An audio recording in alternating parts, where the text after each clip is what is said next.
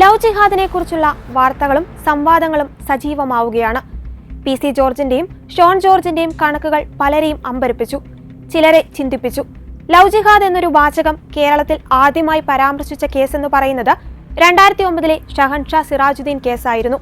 അതിൽ കോടതിയുടെ സുപ്രധാനമായ പല നിരീക്ഷണങ്ങളുമുണ്ട്.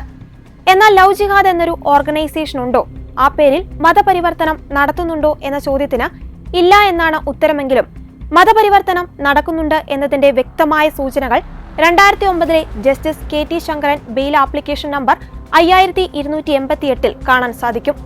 മുൻനിര മാധ്യമങ്ങളടക്കം മനഃപൂർവ്വം മറച്ചുവെച്ച ലവ് ജിഹാദുമായി ബന്ധപ്പെട്ട പോലീസിന്റെ അന്വേഷണ റിപ്പോർട്ടും കോടതിയുടെ നിരീക്ഷണവും ഇതിൽ ഉൾച്ചേർന്നിട്ടുണ്ടെന്നതാണ് ഏറ്റവും പ്രധാനപ്പെട്ട വസ്തുത.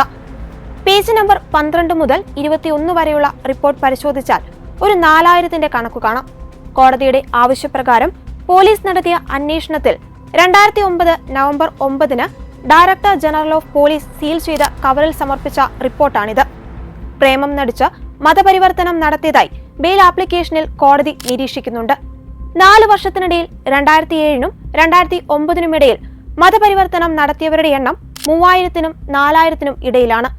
കാസർഗോഡ്, കണ്ണൂർ, മലപ്പുറം, കോഴിക്കോട് ജില്ലകളിൽ മാത്രമായി 1600 ഇൻസിഡൻസ്. ലവ് ജിഹാദിന് എവിഡൻസ് ഇല്ലെന്ന് പറയുമ്പോൾ തന്നെ അതോടൊപ്പമാണ് ഈ കണക്കുകളും കൂട്ടിച്ചേർത്തിരിക്കുന്നത്. ഇതിനുള്ള പണം വരുന്നത് ഗൾഫ് രാജ്യങ്ങളിൽ നിന്നാണെന്നും കോടതി നിരീക്ഷിക്കുന്നുണ്ട്. ഇവിടെ മതപരിവർത്തനത്തിന് മുസ്ലിം ഓർഗനൈസേഷന്റെ പങ്കും സൂചിപ്പിക്കുന്നുണ്ട്.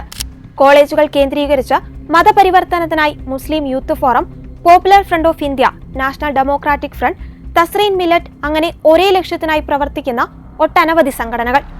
ഇതര മതസ്ഥർ ഒരുമിച്ച് ജീവിക്കുന്ന സമൂഹത്തിൽ വ്യത്യസ്ത മതത്തിൽ ഉൾപ്പെടുന്നവർ തമ്മിലുള്ള പ്രണയം സ്വാഭാവികമാണ്. നല്ല രീതിയിൽ ജീവിക്കുന്നവരുമുണ്ട്. എന്നാൽ എല്ലാ അനുപാതങ്ങളെയും തെറ്റിച്ചുകൊണ്ട് ഒരു മതത്തിലേക്ക് മാത്രം ആളുകൾ കൺവേർട്ട് ചെയ്യപ്പെടുകയും വിവാഹശേഷം പെൺകുട്ടികളെ കാണാതാവുകയും ലഹരിക്കടത്ത്, തീവ്രവാദം എന്നീ പ്രവർത്തികൾക്ക് വേണ്ടി ഇവരെ ഉപയോഗിക്കുന്നുമുണ്ടെങ്കിൽ അതിൽ ഒരു അസ്വാഭാവികതയില്ലേ? അതിനെ നിഷ്കളങ്കമായ പ്രണയമെന്ന് നിർവചിക്കുവാൻ പറ്റുമോ? യൂറോപ്യൻ രാജ്യങ്ങളിൽ വേരുറപ്പിച്ച ഗ്രൂമിംഗ് ഗ്യാങ്ങിന്റെയും ലവ് ജിഹാദിന്റെയും മോഡസ് ഓപ്പറാണ്ടി ഒന്നു തന്നെയാണെന്ന് പറയാതെ വയ്യ.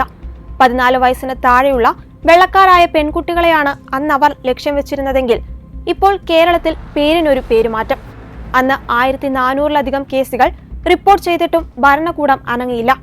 വോട്ട് ബാങ്ക് പേടിച്ച് ശബ്ദമുയർത്തിയവരെ നിശബ്ദരാക്കി. ഇവിടെയും ഇതുതന്നെയാണ് സ്ഥിതിയെങ്കിൽ നഷ്ടപ്പെടുവാൻ പോകുന്നത് ഒരു കൂട്ടം നിഷ്കളങ്കരായ മാതാപിതാക്കൾക്കും മക്കൾക്കും മാത്രമായിരിക്കും.